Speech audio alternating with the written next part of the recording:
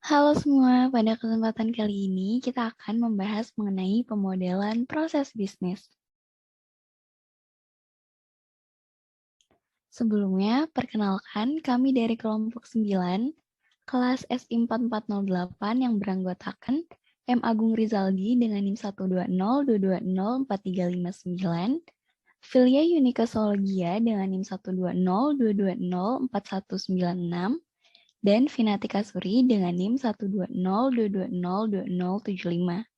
Untuk mata kuliah pemodelan proses bisnis, kami akan membahas hal yang berkaitan dengan proses bisnis.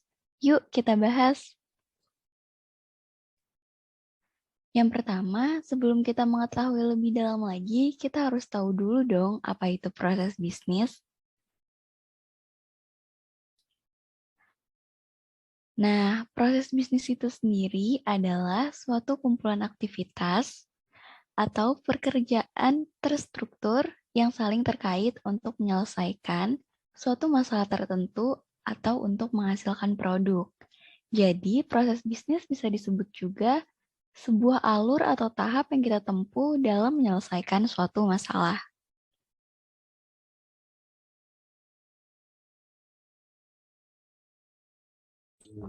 Baik, selanjutnya ada pemodelan proses bisnis.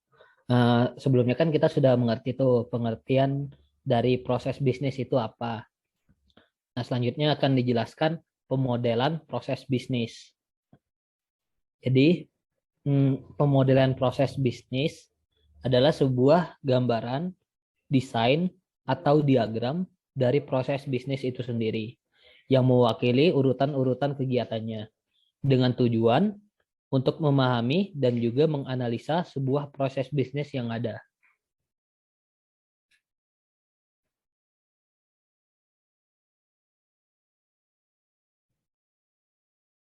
Untuk lebih jelasnya, dari kelompok kami, proses bisnis yang dianalisa yaitu dari kedai es kopi yang terdapat di dua kota Makassar dan Palu.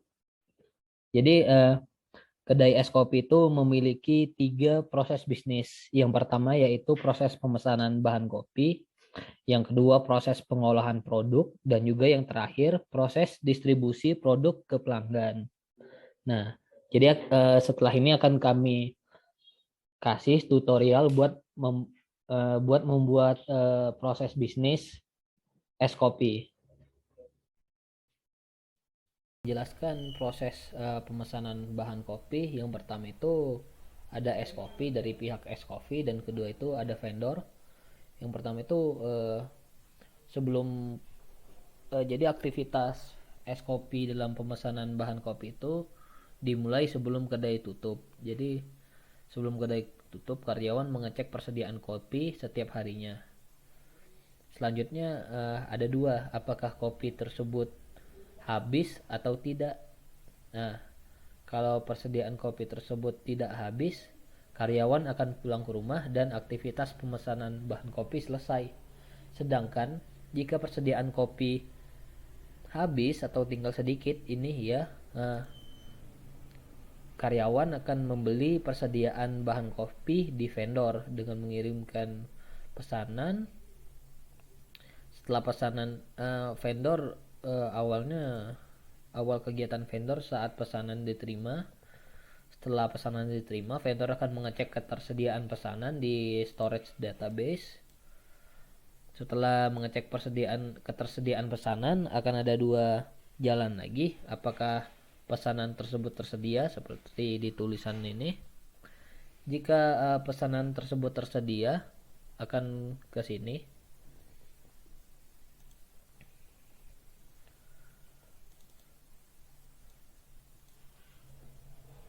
Jika uh, jika pesanan tidak tersedia akan ke bawah. Jadi vendor utama akan mengecek ke perusahaan pesanan di vendor cabang. Jadi ada proses lain saat mengecek ke vendor cabang, yaitu prosesnya itu yang pertama memberitahu pesanan ke vendor cabang, yang kedua vendor cabang memeriksa pesanan di gudang, yang ketiga vendor cabang memberitahu ketersediaan bahan pesanan. Setelah itu ada juga dua pilihan, yaitu pesanan tersebut tersedia tidak di vendor cabang. Kalau tidak tersedia,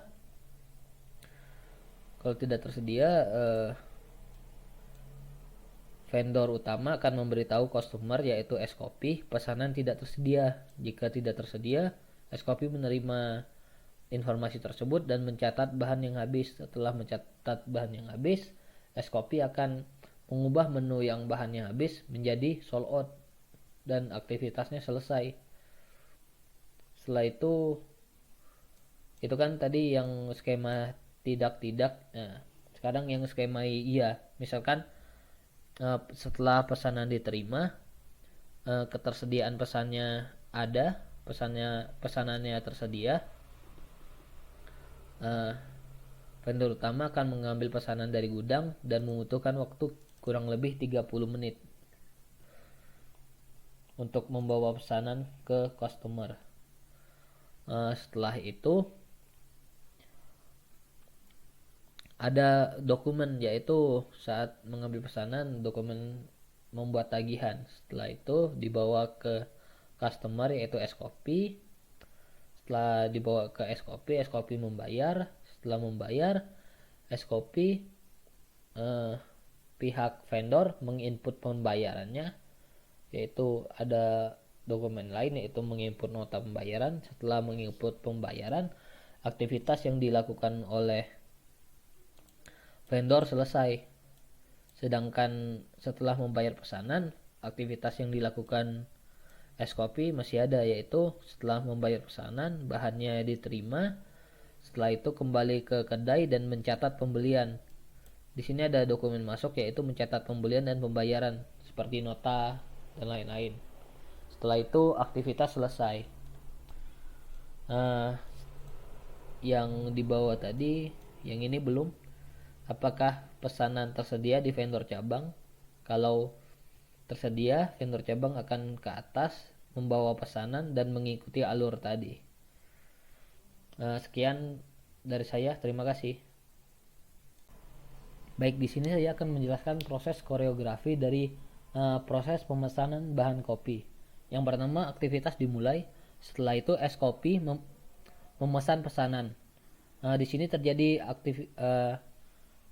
interaksi antara es kopi dan vendor, yaitu es kopi mengirim pesanan ke es vendor dan ke vendor. Vendor itu yang menerima. Setelah itu vendor mengirim pesan, yaitu mengecek persediaan kepada vendor cabang. Setelah itu vendor cabang membalas pesan vendor utama, yaitu memberitahu ketersediaan pesanan. Setelah itu ada dua pilihan, yaitu pesanan tersedia. Jika pesanan tidak tersedia, es kopi vendor akan memberitahu es kopi bahwa pesanan tidak tersedia. Ini gambar pesan yang dilakukan oleh vendor, sedangkan yang gelap ini penerimanya. Setelah itu aktivitas berakhir, tidak ada interaksi di antara kedua belah pihak lagi. Sedangkan jika pesanan tersedia, vendor akan memberitahu es kopi bahwa pesanan tersedia. Setelah itu es kopi membalas ke vendor, yaitu dengan membayar pesanan.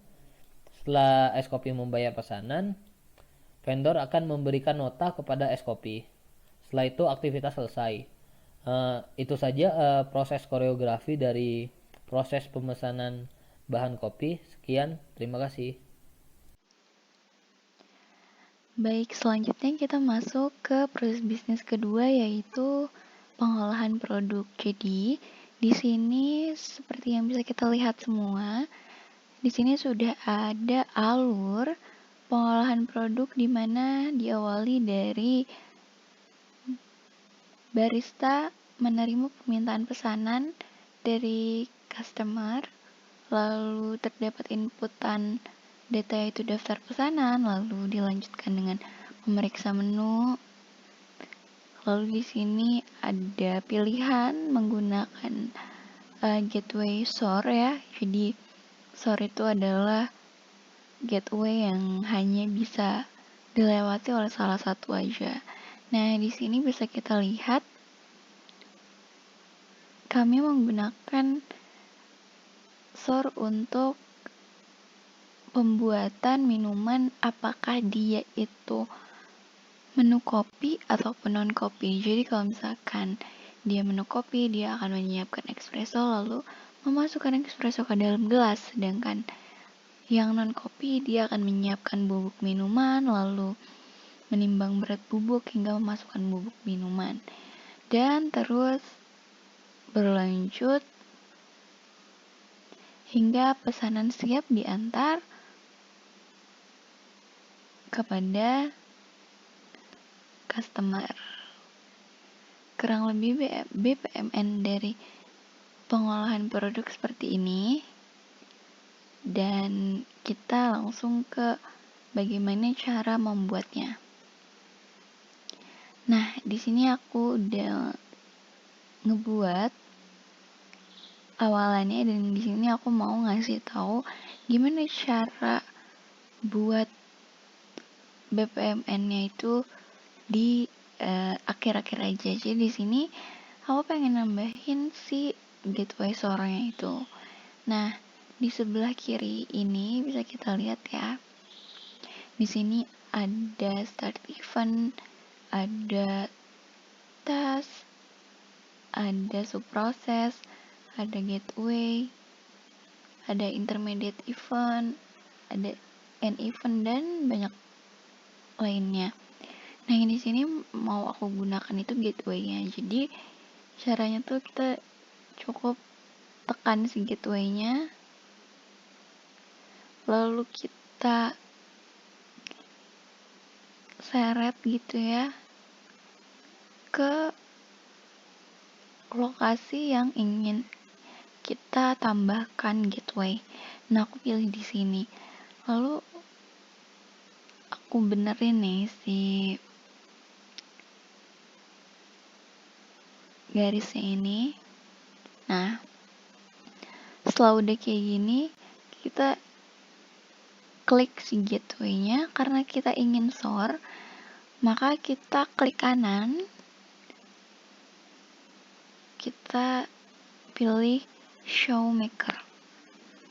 Nah, selain bisa gateway sort, kalau misalnya kita mau menggunakan gateway dengan tipe-tipe lainnya, kita bisa milih di bagian bawah ini, gateway type. Nah, di sini tuh ada banyak, ada paralel, ada inclusive, ada event based, ada exclusive event based, ada parallel event based, ada complex gateway. Nah, di sini aku mau ngegunain yang sort ini. Jadi tinggal aku pencet aja dan simbolnya langsung keluar seperti ini. Nah, gimana sih selanjutnya? Karena kita ingin menambahkan activity-nya, kita ingin menambahkan task-nya, maka kita klik lagi si gateway-nya. Nah, kita langsung bisa dapat pilihan nih, kita mau nambahin task atau gateway atau end gitu. Nah, karena kita ingin yang ini, kita langsung pencet aja, lalu dia langsung keluar nih tasknya. Kita geser ke tempat yang kita inginkan gitu ya. Nanti dia akan otomatis seperti itu beserta si garisnya. Lalu habis itu kita tulislah keterangannya.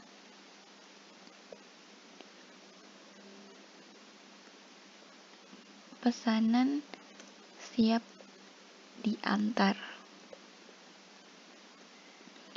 Setelah selesai, karena di bagian ini adalah bagian terakhir, maka aku akan menambahkan ini, end event.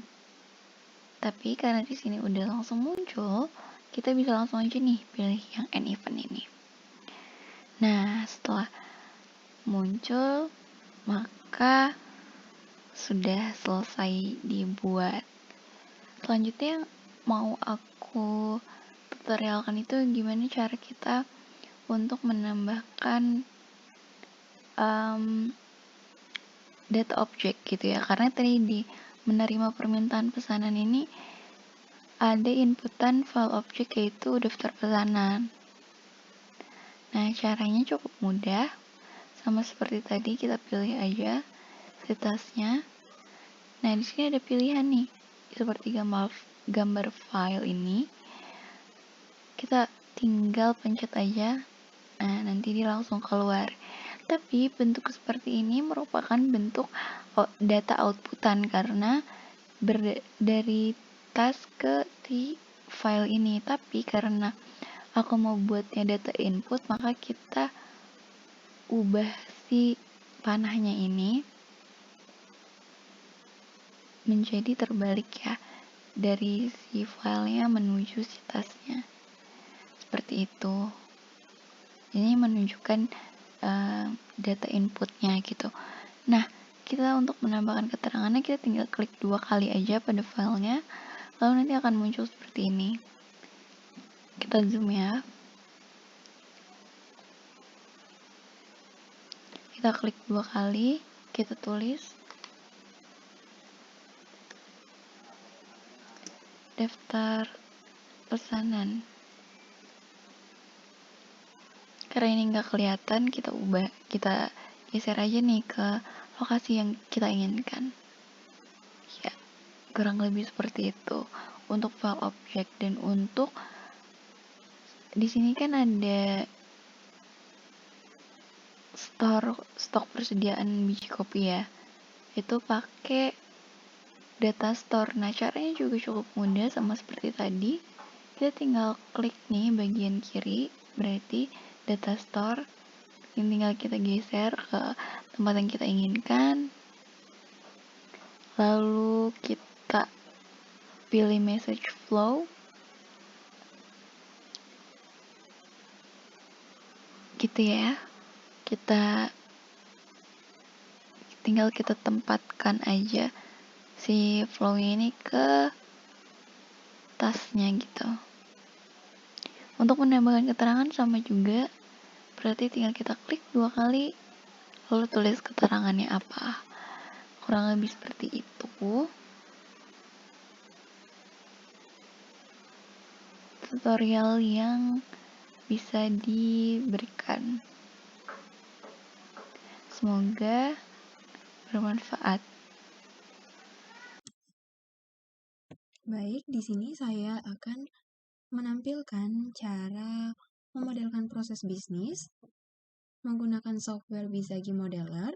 Di sini saya akan menampilkan proses bisnis dari distribusi produk kepada pelanggan secara langsung di kedai kopi. Jadi, yang pertama dilakukan itu adalah membuat pool-nya terlebih dahulu. Membuat pool itu seperti ini, kita ambil pool dari sini, kita tarik, dan nanti di sini kita bisa beri nama. Pada proses advance itu,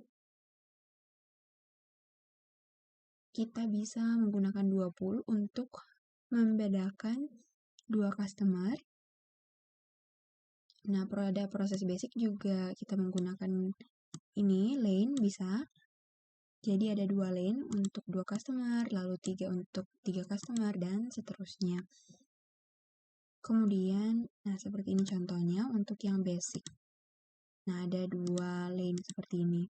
Dimulai dengan event start, ini yang non, ditarik seperti ini, lalu diletakkan. Seperti itu, lalu disambung dengan aktivitas lainnya, lalu ada gateway,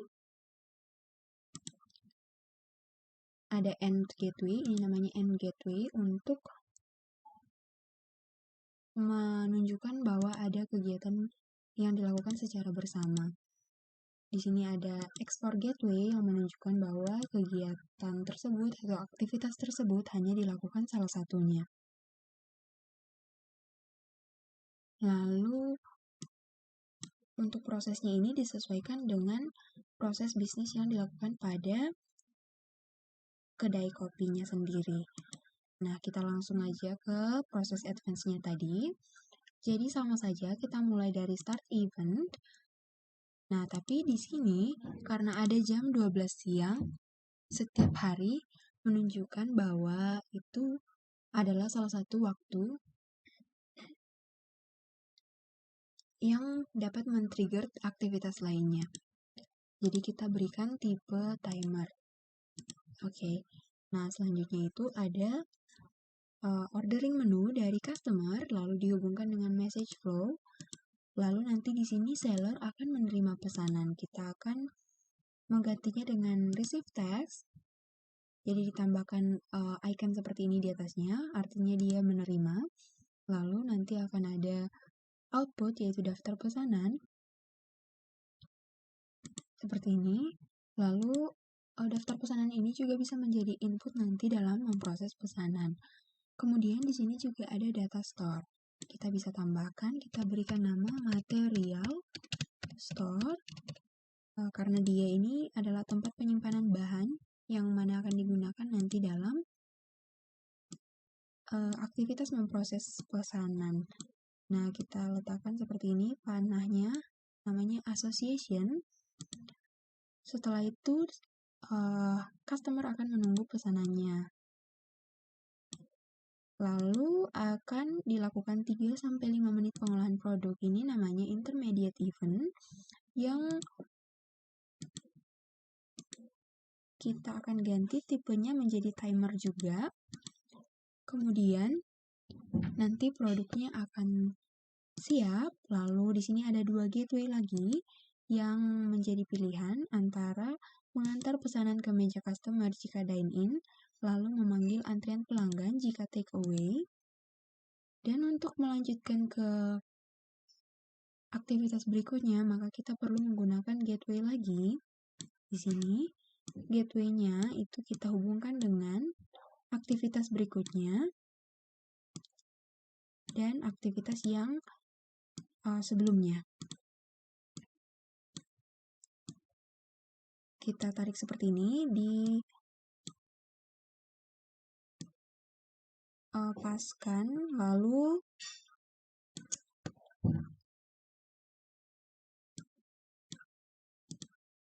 di sini seperti ini.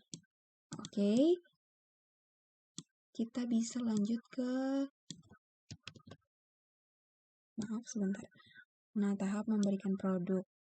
Oke, jadi setelah memberikan produk, maka customer akan menerima produknya, makanya kita berikan di sini keterangan terima produk. Lalu pada tahap berikutnya itu ada aktivitas pesanan customer sudah diantarkan. Nah, setelah itu kita lanjut ke aktivitas lainnya, yaitu memproses pembayaran. Oke, pada pesanan customer sudah diantar ini, kita menggunakan lagi data objek untuk menunjukkan bahwa ada output juga yang bisa dihasilkan, yaitu riwayat pemesanannya. Riwayat pemesanan pelanggan. Nah, ini bisa kita gunakan nanti dalam bagian memproses pembayaran sebagai input agar bisa menghasilkan bill. Nah, untuk bill-nya itu akan dikirimkan kepada customer, lalu customer akan menerimanya. Jadi dia akan terima bill di sini. Baik, selanjutnya adalah proses BPMN koreografi diagram pada proses bisnis distribusi produk langsung kepada pelanggan. Yang pertama dimulai dari start event-nya, lalu ke koreografi task. Pada koreografi task ini ada task-nya, yaitu memesan menu aktivitasnya, terus customer sebagai pengirim dan seller sebagai penerimanya karena berwarna abu-abu dan customer berwarna putih. Ini juga ada request message, lalu ada accepting message. Begitu pula untuk tahap berikutnya hingga seller mengantar pesanan ke meja customer yang menerimanya. Nah, kita lanjut. Kita ambil dari sini untuk tesnya.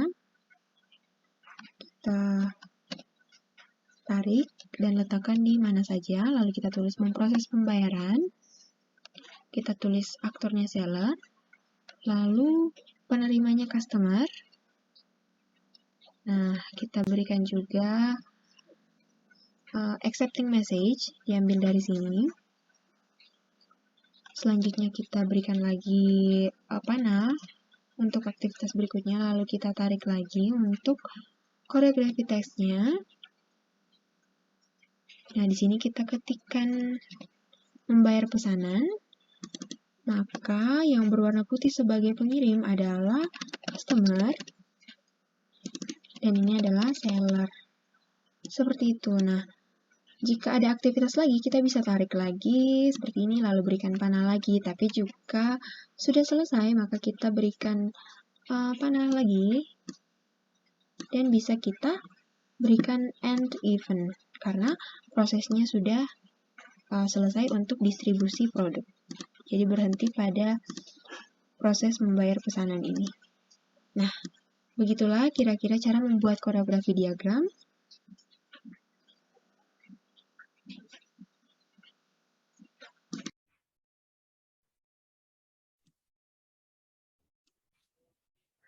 Oke, selanjutnya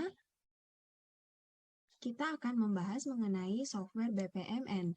Jadi dalam pemodelan proses bisnis, ada yang disebut dengan BPMN atau Business Process Modeling Notation.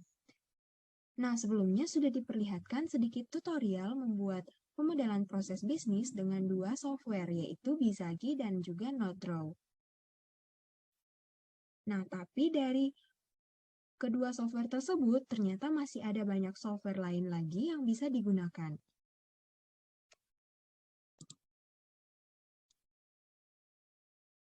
Berikut adalah contoh software yang bisa digunakan lagi, yaitu Visual Paradigm, Microsoft Visio, Activity, Altova, Enterprise Architect, dan Draw.io. Baik, kita akan kenalan sedikit dengan beberapa software yang ada di sini. Nah, yang pertama itu Bizagi. Software ini adalah salah satu software yang gratis, lalu instalasinya juga cukup mudah, kemudian dalam penggunaannya juga mudah digunakan, lalu dia bisa terhubung dengan database, sehingga datanya bisa tersimpan, baik itu di Google Drive, di OneDrive, dan lain sebagainya. Kemudian, kekurangannya yaitu masih ada fitur yang kurang, khususnya fitur-fitur di luar BPMN diagram. Oke, selanjutnya ada Visual Paradigm. Untuk Visual Paradigm adalah salah satu software yang mudah digunakan, lalu berupa cross-platform Windows, Linux, dan macOS. Nah, kemudian ada juga fitur error checker, jadi jika tidak sesuai untuk pemodelannya, atau ada kesalahan, akan ada garis merah yang muncul pada diagram. Nah, tools-nya juga ada bermacam-macam, dan sudah tersedia diagram UML pada saat pembuatan awal. Kemudian untuk kekurangannya bagi pengguna awal ternyata masih cukup sulit, walaupun sebenarnya platformnya juga sudah mudah. Nah, tidak semua fitur pada Visual Paradigm juga gratis, jadi ada yang perlu dibeli terlebih dahulu. Selanjutnya yaitu Enterprise Architect. Nah, untuk software yang kali ini bisa mengatur IT portfolio, lalu bisa mendukung sistem-sistem development lebih baik lagi. Tapi kekurangannya itu karena lebih banyak digunakan pada perusahaan yang besar, maka untuk penggunaan bahasa di aplikasinya tidak umum, sehingga cukup sulit digunakan bagi pengguna awal. Nah, selanjutnya itu ada Draw.io. Salah satu software ini juga memiliki banyak fitur yang tersedia. Banyak notasinya juga, baik notasi BPMN, lalu untuk flowchart, dan lain sebagainya. Kemudian untuk penggunaannya cukup mudah dipahami, lalu sifatnya juga gratis dan bisa diakses di browser atau melalui internet. Tapi kekurangannya tidak bisa melakukan kolaborasi langsung atau harus mendownload terlebih dahulu dalam bentuk XML, sehingga bisa diakses oleh pengguna yang lain. Nah, itulah beberapa ulasan tentang software BPMN yang bisa digunakan sesuai dengan kebutuhan dari pembuat BPMN-nya.